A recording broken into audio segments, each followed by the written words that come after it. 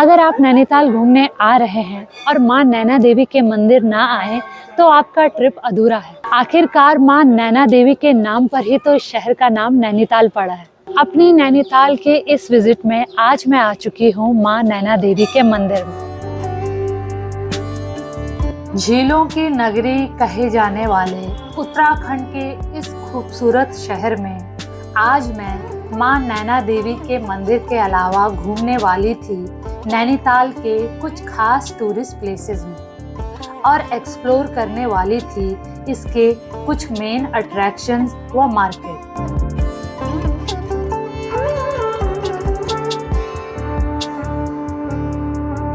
साथ ही मैं दूंगी बजट होटल की जानकारी जहां आप भी अपने नैनीताल ट्रिप में स्टे कर सकते हैं। मेरे ये गीत याद रखना। तो आजकल नैनीताल में काफी बारिश हो रही है। अभी भी आप देखेंगे तो एकदम आसमान जो है काला हो गया है और बारिश कभी भी हो सकती है। मौसम तो अच्छा है लेकिन जो है साथ में ठंड बढ़ गई है।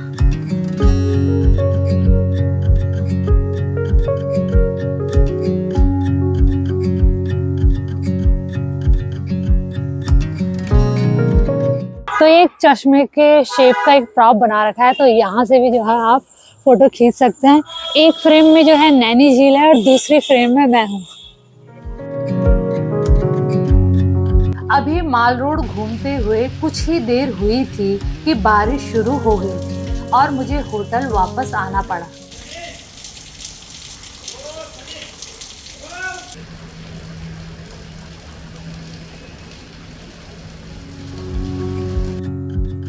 मौसम साफ होने के बाद अब समय था मां नैना देवी के दर्शनों का।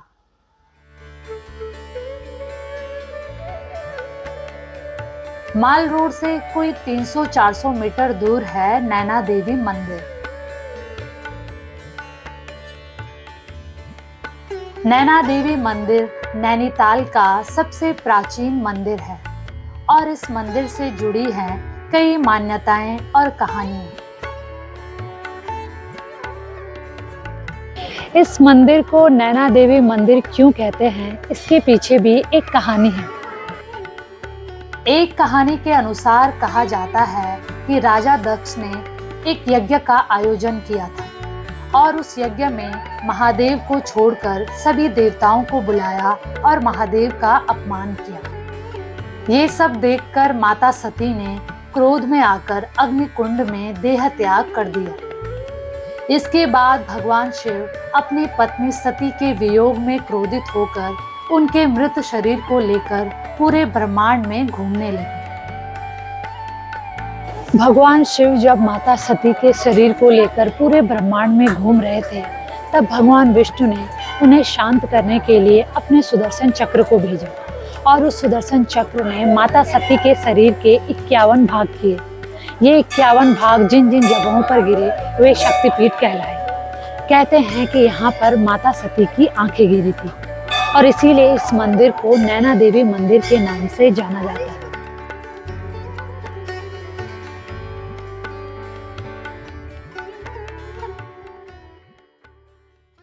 इस मंदिर को लेकर लोगों में इतनी आस्था है कि आप जब भी यहाँ आएंगे आपको ऐसी ही भीड़ देखने को मिलेगी।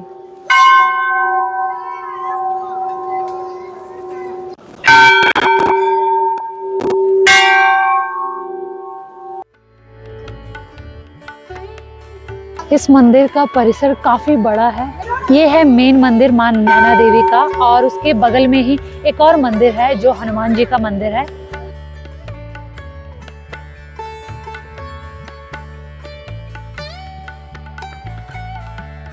और मंदिर की दूसरी साइड है दशावतार मंदिर।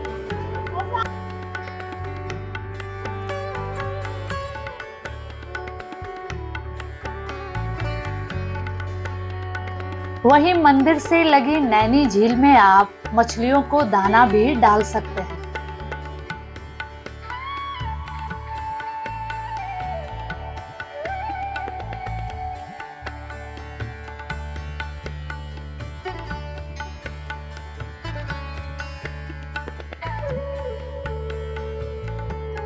नैना देवी मंदिर के दर्शन हो चुके हैं और अब मैं दिखाती हूँ यहाँ का एक खास मार्केट जो है भोटिया मार्केट। ये मंदिर से एकदम लग के ही है।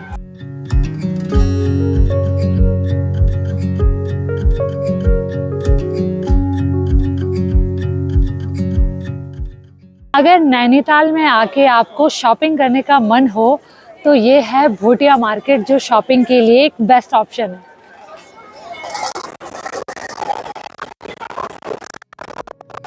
भोटिया मार्केट में ही काफी छोटे बड़े रेस्टोरेंट हैं जहां आपको चाइनीज, पंजाबी, साउथ इंडियन हर टाइप का खाना मिल जाता है। साथ ही गर्म कपड़े या डेकोरेशन की चीजों की शॉपिंग भी आप यहां से कर सकते हैं।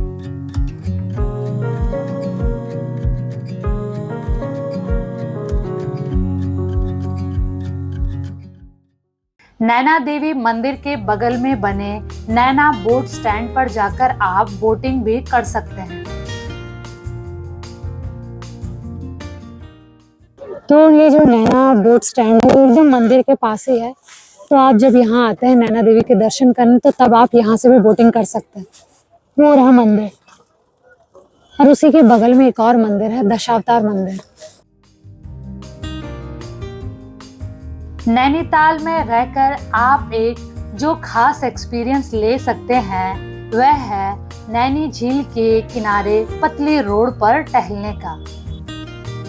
ठंडी ठंडी हवाओं के साथ पेड़ों की छांव में नैनीताल की इन शांत गलियों में घूमते घूमते समय कब बीत जाता है पता ही नहीं चलता। इस रास्ते का नाम है ठंडी सड़क, जो नैना देवी मंदिर के बगल में से जाता है और इस सड़क पर आपको काफी सारे मंदिर दिख जाएंगे एक के बाद एक। तो मैं एक के बाद एक आपको सारे मंदिरों के दर्शन कराते हुए चलूंगी।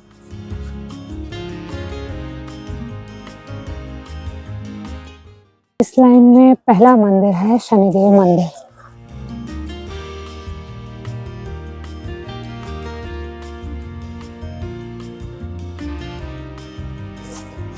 अब चलते हैं नेक्स्ट मंदिर की तरफ।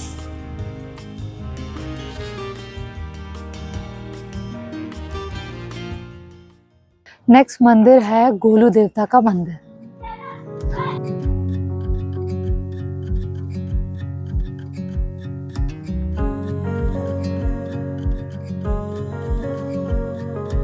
अब नेक्स्ट था नैनीताल का एक खास पाषाण देवी का मंदिर, जिसकी यहाँ आने जाने वाले भक्तों में एक खास श्रद्धा है।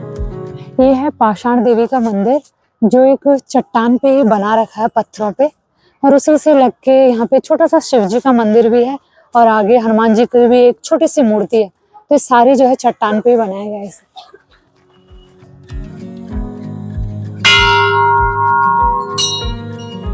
ये है नैनीताल का एक और खास मंदिर जिसे पाषाण देवी मंदिर के नाम से जाना जाता है।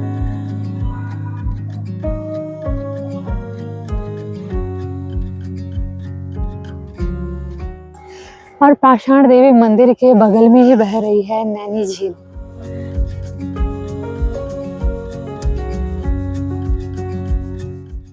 नैनीताल को 2 पार्ट में डिवाइड किया गया है। पहला पार्ट है मल्लीताल, जो कि आप मेरे पीछे देख सकते हैं।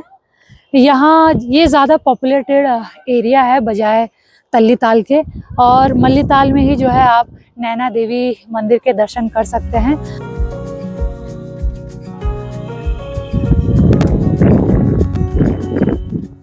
मेरे पीछे जो आप देख रहे हैं ये है तल्लीताल, नैनीताल का दूसरा पार्ट। रोडवेज बस स्टैंड भी यहाँ तल्लीताल में ही है, तो जब भी कोई ट्रैवलर या बस आती है वो आपको तल्लीताल में उतारती है और तल्लीताल से ही शुरू हो जाती है माल रोड। माल रोड तल्लीताल और मल्लीताल को जोड़ती है और माल रोड से लग के ही है नैनी झील। अभी घूम रही हूँ मैं माल रोड में। ये पूरी जो है माल रोड है जहाँ पे सारे जो है रेस्टोरेंट वगैरह, होटल्स वगैरह सब कुछ है, और उसी के नीचे एक और रोड है, तो वहाँ पे अभी मैं खड़ी हूँ और यहाँ से खूबसूरत नैनी झील का नज़ारा देख रही हूँ।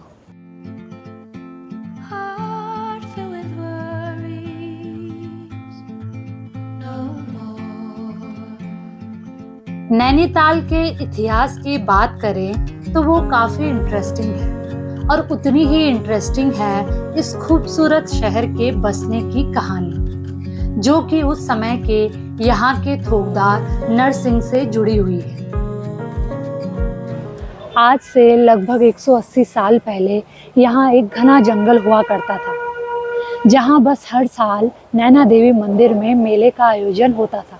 जब थोकदार नरसिंह ने अंग्रेजों को ये जमीन देवताओं की पवित्र भूमि समझकर देने से इनकार कर दिया, तब एक अंग्रेज व्यापारी थोकदार नरसिंह को धोखे से अपनी नाव में बैठाकर इस झील की तरफ ले गया और झील के बीचों बीच पहुंचकर उसने थोकदार नरसिंह से कहा कि वो उसके कागज पर दस्तखत कर दे कि इस जमीन पर उसका कोई हक नहीं है, और अगर थोकदार नरसिंह ने ऐसा नहीं किया तो वो उसे बीच झील में डुबा देगा।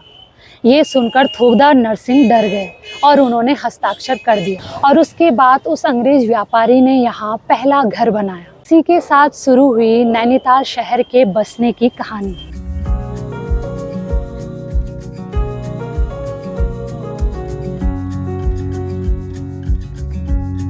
माल रोड के बीचों बीच बना है यहाँ का बोट हाउस क्लब, जहाँ से आप बोटिंग भी कर सकते हैं। ये है यहाँ का बोट हाउस क्लब, जो अंग्रेजों के टाइम पे 1891 में बनाया था। ये यहाँ का मेन बोट स्टैंड है, तो आप यहाँ से सीधे नीचे जाकर जो है यहाँ से भी बोटिंग का आनंद ले सकते हैं। इस बोट हाउस क्लब के आसपास अभी बहुत सी नाव बनाई जा रही थी, कुछ की पेंटिंग चल रही थी और कुछ बनके तैयार थी। यहाँ पे अभी बहुत सारी बोट्स बन रही हैं, कुछ जो है बनके तैयार हो चुकी है, पेंट वेंट लग चुका है, और कुछ अभी जो है बन ही रही हैं। आधी जो है वहाँ पे कवर करके रखी हैं, और जो तैयार हैं बोटिंग के लिए वो नीचे हैं। वो वहाँ से बोट स्टार्ट हो रही है, यहाँ तक पूरी बोट ही बोट है।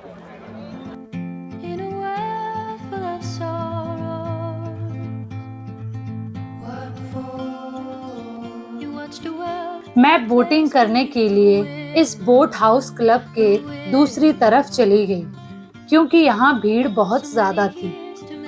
अगर आप बोटिंग करना चाहें तो इस नैनी झील में लगभग 7 से 8 बोटिंग पॉइंट बनाए गए हैं। अगर आपको बोटिंग करनी है तो उसके अलग अलग पॉइंट बने हैं। मैं आई हूँ यहाँ पे नैना बोट स्टैंड पे, जो नैना देवी मंदिर के पास ही है।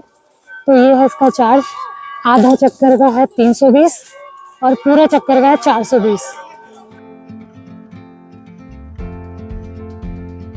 मैं हूँ अभी नैनीताल के सबसे खास अट्रैक्शन में, जो है नैनी झील।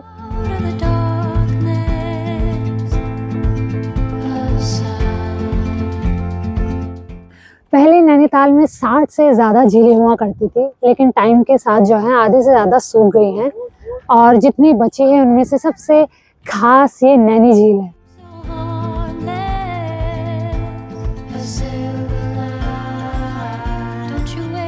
ये झील काफी पुरानी बताई जाती है। इसका उल्लेख कई पुराणों में मिलता है, खास करके स्कंद पुराण के मानस खंड में, जहाँ इसे त्रिऋषि सरोवर कहा गया है। त्रिऋषि सरोवर यानी 3 ऋषियों की झील। वे 3 ऋषि थे, अत्रि, पुलत्स्य और पुलहा। कहते हैं कि ये तीनों ऋषि जब तीर्थ यात्रा पर निकले थे तो इस एरिया से गुजरे, और जब वो यहाँ आए तो उन्हें प्यास लगी, लेकिन यहाँ जो है कोई पानी यानी कुछ नहीं था। तो तब उन्होंने यहाँ पर एक गड्ढा खोदा और अपने तपस्या के बल से तिब्बत के मानसरोवर झील का जल उस गड्ढे में भर दिया। तो नैनी झील को अगर आप एक हाइट से देखेंगे तो एक आंख के आकार की लगती है। ये माँ नैना देवी के नैनों से बना है, और ये इतना गहरा है कि आज तक इसको कोई नाप नहीं पाया है। तुम यहाँ से आसमान देख सकते हो, कितने किलोमीटर होगा। माता के नैनों को कोई नहीं नाप पाया है आज तक।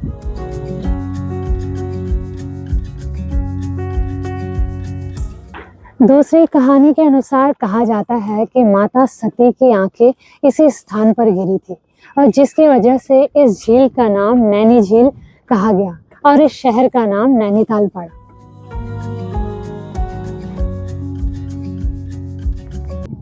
और क्या है भैया झील के बारे में, और क्या है यहाँ कितनी झीलें हैं वो सब? 9 झीलें हैं यहाँ। हाँ जी। नैनीताल है, भीमताल है, नंकुचिया ताल है, गरुड़ ताल है, कमल ताल है, हाँ जी। अलग अलग है, 7 ताल है, अच्छा। सब 9 झीलें हैं।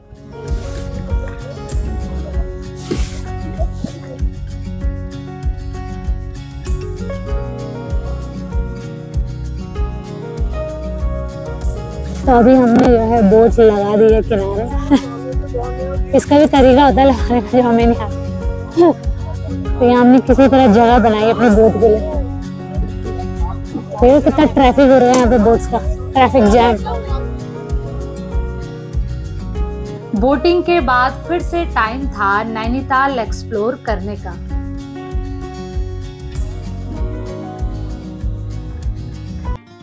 So many years, too many tears on your pillow, on your pillow.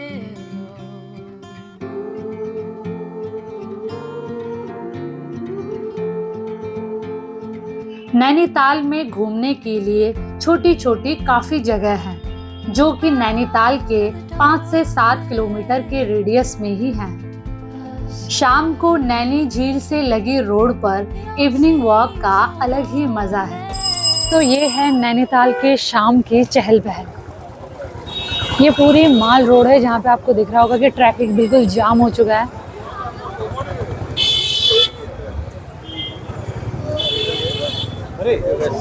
Road पे Don't you wait, don't you wait. शाम को माल रोड पर जगह जगह भुट्टे के स्टॉल लगे थे और नैनीताल की इस गुलाबी ठंड में इवनिंग वॉक के साथ भुट्टों का मजा भी आप ले सकते हैं। इवनिंग वॉक के बाद नैनी झील के किसी कोने में बैठ झील में रंग बिरंगी लाइट्स की परछाई देखने का भी एक अलग अनुभव है। नैनीताल में स्टे की बात करूं तो मैं यहाँ एक बजट होटल में रुकी थी जिसका नाम था होटल शीला। ये होटल माल रोड के बीचों बीच बना है। अगर आप नैनीताल में सस्ते होटल्स ढूंढ रहे हैं तो यह होटल एक अच्छा ऑप्शन है। ये है होटल रूम के बाहर का एरिया। ये यहाँ पे बैठने के लिए बना रखे हैं। यहाँ आप सुबह शाम या डिनर कुछ भी हो यहाँ अपने मील्स खा सकते हैं। काफ़ी बड़े एरिया में है ये होटल। इसके आगे का पोर्शन भी काफ़ी बड़ा है। एक ये है सिटिंग एरिया, एक ये है और एक उधर दूर हो रहा। तो यहाँ भी बैठने के लिए काफ़ी सही है और यहाँ पे बैठ के आप सुबह की चाय के साथ नैनी झील का नज़ारा देख सकते हैं।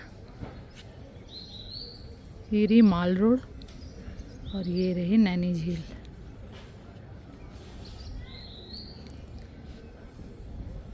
मैं आपको जल्दी से एक रूम टूर दे देती हूँ। ये है रूम, बेसिक फैसिलिटी है। यहाँ पे 2 चेयर और एक टेबल दे रखा है। ये है एक छोटा सा डबल बेड। यहाँ पे एक बड़ा सा मिरर दे रखा है, यहाँ पे आप रेडी हो सकते हैं और इसके अंदर जो है आप अपना सामान वगैरह रख सकते हैं। इसके नीचे भी 3 कबर्ड दे रखी हैं, तो यहाँ भी आप अपना सामान जो है फिट कर सकते हैं। ये है बाथरूम, नीट एंड क्लीन है पूरा। यहाँ पे आपको गीजर नहीं मिलेगा क्योंकि यहाँ पे जो है नल पे ही सुबह और शाम जो है गर्म पानी आ जाता है। फिक्स टाइमिंग होती है, तो इसलिए आपको गीजर की जरूरत नहीं पड़ेगी। और ये हूं मैं। ये रहा पूरा रूम, साफ सुथरा रूम। अब ब्रेकफास्ट करने के बाद समय था नैनीताल से वापस जाने का।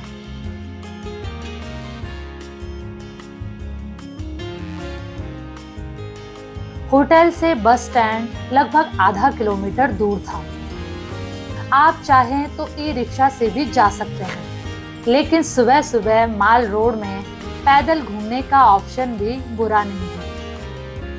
यहाँ नैनीताल का बस स्टैंड तल्लीताल में है, जहाँ आपको दिल्ली समेत कई जगहों की बसेस मिल जाती हैं। साथ ही नैनीताल से अगर आपको लोकल कहीं घूमना है तो उसके लिए भी छोटी टैक्सी या कैब्स इसी बस स्टैंड से मिल जाती हैं।